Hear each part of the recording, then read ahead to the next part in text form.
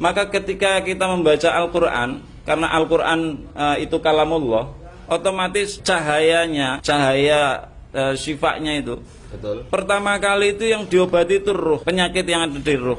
Rohani. Penyakit ruh itu cuma satu, jauh dari Allah. Jauh dari Allah. Saya mengambil jauh pendapat dari Allah adalah penyakit number one. Penyakit ruh. Itu saya ambil pendapatnya dari Profesor Dr. Al-Habib Quraisyihab. Masya Allah. Kemudian penyakit yang diobati oleh Al-Quran itu yang kedua adalah hati. Siapa yang merasa aman dari penyakit hati? Dan itu diobati oleh Al-Quran. Kemudian Al-Quran juga mengobati sistem yang tidak baik, yang bisa diketahui dengan kebiasaan yang tidak baik, karakter yang tidak baik dari manusia. Itu diobati oleh Al-Quran. Kemudian perasaan juga diobati oleh Al-Quran, seperti fobia, perasaan takut yang berlebihan, cinta yang berlebihan, kekhawatiran yang berlebihan, di mana was-was ini tidak pernah sembuh. Ini Al-Quran mampu menembus sampai ke mengobati luar biasa perasaan. Turun lagi ke akal. Sinar Al-Quran itu mengobati akal juga. Akal ada yang punya penyakit. Ya banyak. Penyakit akal. Penyakit akal. Dan nanti akal. saya uraikan secara penuh di pendalaman materi. Termasuk penyakit akal. Ini penting buat Ja'far karena dia nggak punya akal. Yang terakhir. Saya perlu membuli dia. Saya energinya panas dari sini. Yang terakhir baru mengobati jasmani. Ya.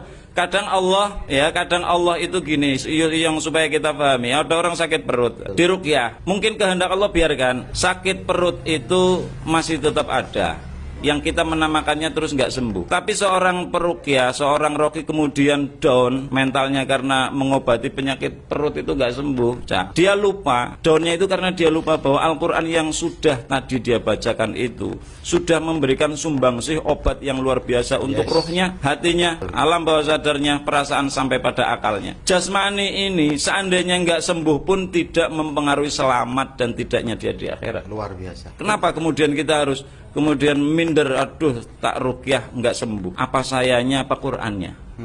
Akhirnya kan, nah itulah jadi Taskhirul Quran ini ketika nanti pembahasan pada mengobati alam bawah sadar, kerusakan sistem yang dibangun oleh seseorang, punya kebiasaan yang buruk, bahkan karakter yang buruk, karakter yang jahat, ya.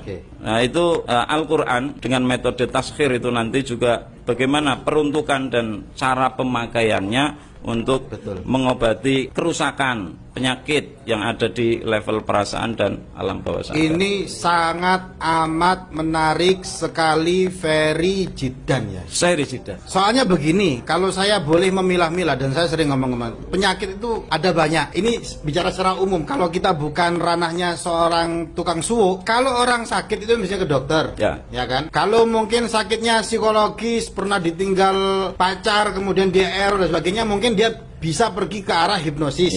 Ke psikiater dan sebagainya, ranahnya itu ya. Tapi kalau Al-Quran ini yang dikaji oleh Kiai Nur Hadi itu macam-macam. Ada penyakit namanya penyakit ruhani, wilayah ruhani, ruhaninya bermasalah. Ada yang akalnya bermasalah, ada yang hatinya dia munafik dan sebagainya. Bisa diobati Al-Quran. Bahkan yang paling rendah adalah penyakit fisik, begitu ya. Ini saya sekaligus menekankan ke teman-teman praktisi JRA. Jadi kita harus bangga, pokoknya gawe Quran itu enak, Ustaz. Karena dalam banyak penafsiran Al-Quran itu banyak sekali yang menegaskan bahwa Quran itu bukan untuk obat kesurupan tapi bahkan untuk penyakit fisik, lil madiyat, untuk materi fisik dan sebagainya. Perlu saya sampaikan juga, saya mengkaji karena kemarin ngisi seminar, jadi untuk pencitraan kan saya harus rojok-rojok pinter kan. Nah itu saya mengkaji ayat-ayat Al-Quran. Ternyata apa yang di JRA keluarkan Al-Quran adalah syifa, Al-Quran adalah syifa dan sebagainya, itu di Al-Quran kata syifaun itu ada 4 dalam bentuk masdar. Kalau dalam bentuk fi'il ada 2. Misalkan wayashfi sudurakum, ini itu kan ayatnya fi'il. Kalau yang masdar itu ada 4. Dan ternyata dari 4 ayat yang mengandung kata syifa itu 3 bicara tentang Al-Quran. 3 ternyata rujuknya kepada Al-Quran. Al-Quran adalah syifa. 1 ternyata adalah madu. Nah, kalau seumpama etok-etok kayak mufasir ya, etok-etok loh ya. Jadi ternyata yang paling utama dan pertama memang Al-Quran. Untuk semua penyakit.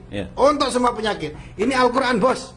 Yang mengatakan Al-Quran adalah syifa 3. Jadi obat itu, kalau saya boleh tadi atau mufasir tadi itu, obat itu dosisnya 75% Al-Quran, 25% bisa madu, bisa jahe, bisa obat, bisa panadol dan lain sebagainya. Kecuali obat untuk Buya Asy'ari. Obatnya nikah lagi. Nah, gitu.